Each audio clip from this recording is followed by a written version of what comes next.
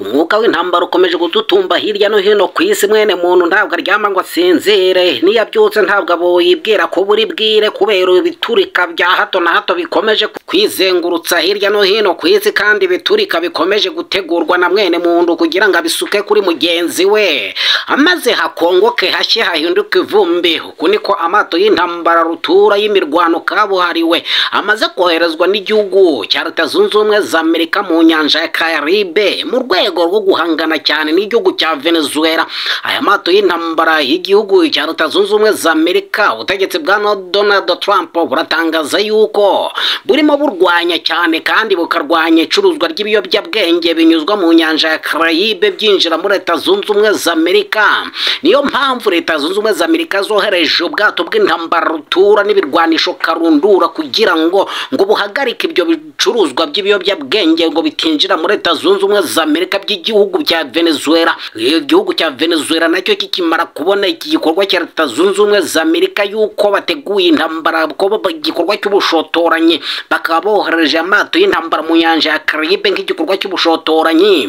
Perezida wa Venezuela nawe ahereye ko atangaza intambara mu gihugu kiwe, arababwira ati yemwe abashinzwe ibiturika kandi abashinzwe igikorwa cya gisirikare, nimwitegure dore duhanganye n'umwanzi ukomeye cyane ugambiriye guhirika ubutegetsi bwa Venezuela yitwaje ngo n'ibiyobyabwenge bicishwa mu nyanja ya Caribe. Yemwe aho muherereye hose nimwitegura, ari abakomandora, abarwana mu kirere, abarwanira mu mazi, abarwanira ku butaka, mushinga ivi hasi, amaze duhangane n'umwanzi w'igihe kirekire, tumusye tumuhindura umucanga. Ibyo biravuga iki? Aha ni ku Isiyabibiliya wahageze. Isiyabibiliya ni ijambo rifite amagambo abiri arigize, urumva mu isi ndetse na Bibiliya. Niyo mpamvu hano ku Isiyabibiliya uzahumvira ibyabaye n'ibirimo biba n'ibindi bizabera hirya no hino ku isi. Byose bifite ireme ku buhanuzi bw'ibyanditswe byera byahumetswe n'Imana. Intego y'Isiyabibiliya ni ukumenyesha mwene muntu aho ibyo bimenyetso by'ibihe bigeze kugira ngo arusheho gukora ibyo Imana ishaka, kuko ari byo ari ibimenyetso bimenyesha mwene muntu ku isi. Iri bugufi gushirana n'ukwifuza kwayo, ariko abakoze ibyo Imana ishaka bazabana n'Imana yacu iteka ryose. Kugira ngo twumve iki ibyo bivuze, reka ngwinginge winjirane like ukande kuri iki gikumwe kiraba hejuru, kandi niba ugeze hano bwa mbere undi wibagire gukanda kuri subscribe kugira ngo utazabura notification z'Isiyabibiliya tukumenyesha aho isi ivuye nawe ugeze, kugira ngo urusheho gukora ibyo Imana ishaka, turebe ko twazarokora benshi bakazahunga umujinya uzatera. Kugira ngo twumve icyo bivuze, reka tugoroke ku murongo wa 10 w'igice cya 21 cy'ubutumwa bwiza bwa Yesu ko bwanditswe na Luka, maze twumve icyo bivuze. Haragira hati, arongera arababwira ati, ishyanga rizatera irindi shyanga n'ubwami buzatera ubundi bwami. Uyu ni Yesu wabwiraga abigishwa be ibimenyetso by'iminsi y'imperuka bizaba. Ubwo bari bamaze kumwereka imyubakire y'urusengero rwa Yerusalemu, arababwira ati, ibi ngibi mu gihe kije ntabwo rizasigara rigeretse hejuru y'irindi, kandi ntabwo ari urusengero gusa ruzajugunywa hasi. Icyo gihe intambara zarako zitangira, ubwo ngubwo zizarinda zigeze imperuka, niko bitegetswe. Ubwo Yerusalemu yari imaze gusenyurwa mu mwaka wa 70 ubutegetsi bw'abaromani, icyo gihe intambara zakomeje kugenda zisatira isi ruto kugeza amaginga ya uko bwije kandi uko iminsi igenda ishira vuba, niko zigenda zirushaho kugwira zikaba nyinshi. Muri ibi bimenyetso Yesu yavuze yuko ishyanga rizatera irindi shyanga n'ubwami bugatera ubundi bwami, niko ishyanga rya Leta Zunze Ubumwe za Amerika rihagurukije ibikorwa by'ubushotoranyi ku gihugu cya Venezuela, mu rwego rw'uko Leta Zunze Ubumwe za Amerika zohereje ubwato Carundura bw'intambara kandi bunini cyane.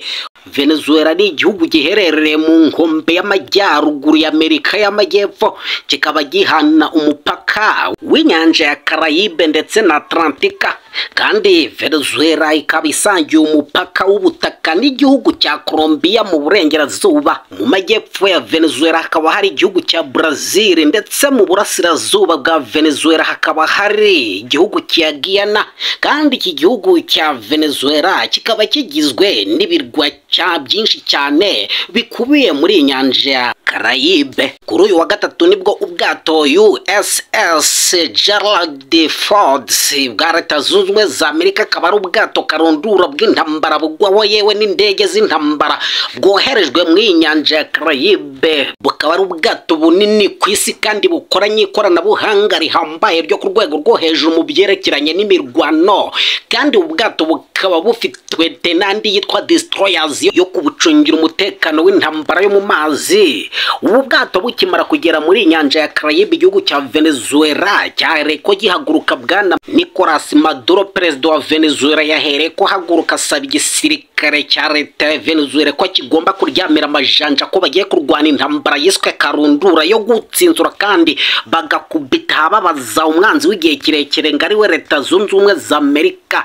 Mbese kuko intambara yabihagurukije ishyanga rikaba rigiye gutera ishyanga kandi n'ubwami bukaba bugiye gutera ubwami nk'uko Yesu yabivuze ko ubwami buzatera ubundi bwami rishyanga rigatera irindi ishyanga hirya no hino ku isi. Intambara zikaba zigiye guca ibintu hirya no hino ku isi. Ninde uzahagarika izi ntambara za mwene muntu ngo mwenda muntu aryamasinzire? Yesu yavuze ko zitazashira n'amahoro ntabwo azahora kiretse ubwe n'izira hagatsemba urupfu n'ibyaha. Muri inyanja ya Caraïbe ubwo yari imaze kukwirwamo n'aya mato y'ubu bwato Carundura USS Gerald Ford akimara kusesekara muri inyanja ya Caraïbe, Venezuela yabonye ko ari igikorwa cy'ubushotoranyi gikomeye cyane, ahera ko hamagara igisirikare ko kigomba kwitegura. Abasirikare ibihumbi birenga 40 bamaze kugezwa mu birwa bitandukanye bikikije igihugu cya Venezuela. Barababwira bati ni muryamira amajanja, ubu ngubu intambara yabaye tugiye gusekagurana na leta zunze ubumwe za Amerika, turabasya tubahindura umucanga.